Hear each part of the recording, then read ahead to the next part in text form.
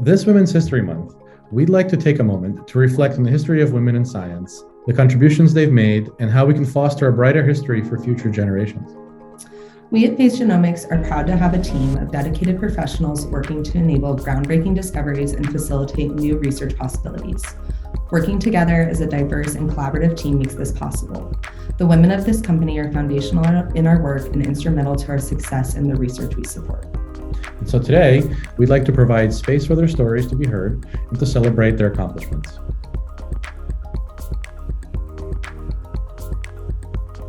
Hello, my name is Lauren Burgess, and I am a research associate at Phase Genomics.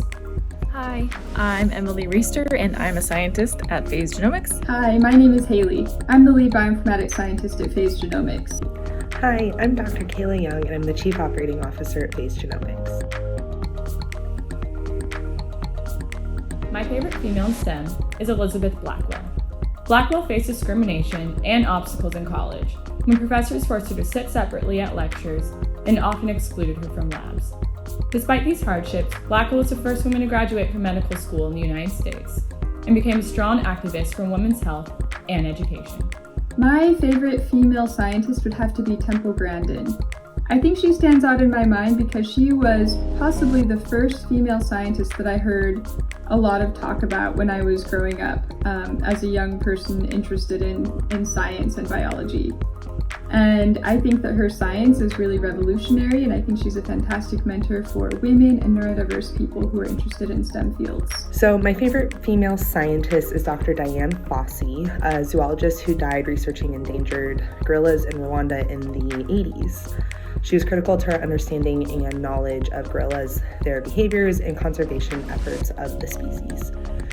Dr. Fossey is the first female scientist I can remember learning about and why she remains one of my favorites to this day. I have a very specific memory from elementary school of doing a book report on gorillas in the mist on a tie-dye poster board and presenting it, and that's just always stuck with me.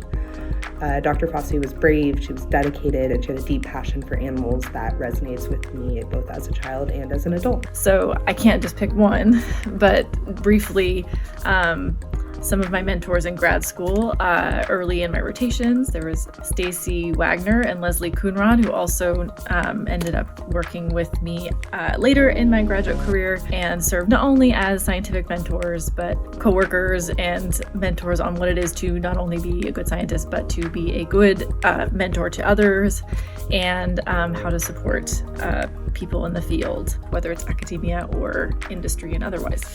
Other women who are also my favorites are Rachel Cunningham and Emily Sutton, who were lab mates of mine in graduate school as well. And I wouldn't have graduated without them. And I learned so much about being a good RNA biochemist as well as a good lab mate as well from them. My favorite women female scientists, the ones that I get to work with and have gotten to work with every day.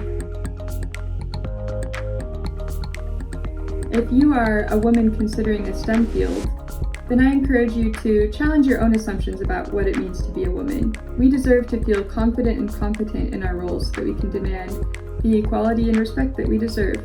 From Blackwell and my own experience as a recent first-generation college graduate, I learned that success is not measured by raw intelligence, but by persistence. My advice to women entering STEM is, even when course loads become seemingly impossible to manage, remember that it is possible with hard work. You are not alone in your struggle, and you will become a stronger woman through overcoming these challenges. So something that I've learned and am continuing to learn is to not be afraid to vouch for yourself, but especially don't be afraid to vouch for those around you. To me, what makes a good scientist is one who not only understands every detail and minutia of what they're working on, but also but truly understands the impact of their work and the working environment that they foster. A good scientist is a good person and a good person to work with, and recognizing that as early as you can is really important. My advice I would give women, or anyone for that matter that's entering the STEM field, is to find the people and the jobs you want and go and talk to them. Find that research scientist or the project manager or the director of R&D or the business development human and take them to coffee and learn about their jobs. Ask them about the things that matter to you. And if you don't like the answers, then don't settle for that company. The STEM field as a whole has so many opportunities. Just go out and find what they are. For instance, I am a molecular biologist who doesn't touch pipettes or sit at a bench. The opportunities are endless. More often than not, people are really willing to talk to you about their jobs, and you just need to ask.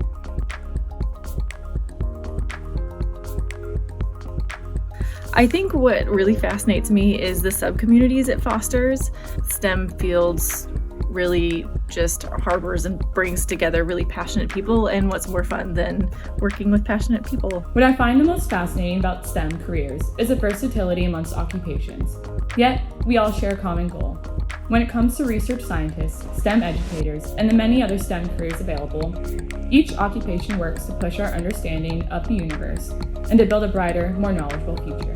The STEM community is a powerful one, and one I am proud to be a part of. My favorite part of being in a STEM field is that I feel like there's still so many unanswered questions that I can make a real impact. And I really do feel that the contributions that I've made so far are valuable and lasting contributions.